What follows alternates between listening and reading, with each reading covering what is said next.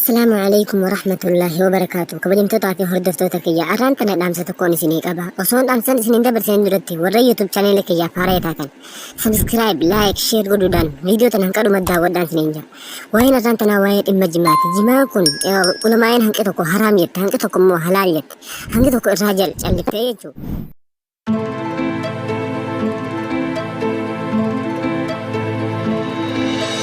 مسألة خلافية إيجا مسألة خلافة إيجا خطاتو تاتي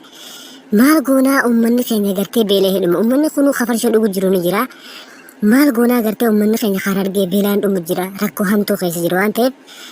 eega rakkoon tun akkana kataatu taate nuti gartee maal goonaa uummanni mootummaadhaa eeganiif nurra ciisee saba keenya kaneef qaqqabu jiru kataatu taate uummati jimaa sana eega karra ciisu kataatu taate isaan mootummaa wajjin uummata kanarratti hin dullu jimaan isaanii haa ol ka'uu fi isaan bira dhaabannee sagalee isaanii wajji ta'uu qabna. هنقدم فيديو تنوان دعوتني قالت ما ثانك يو والسلام عليكم ورحمة الله وبركاته.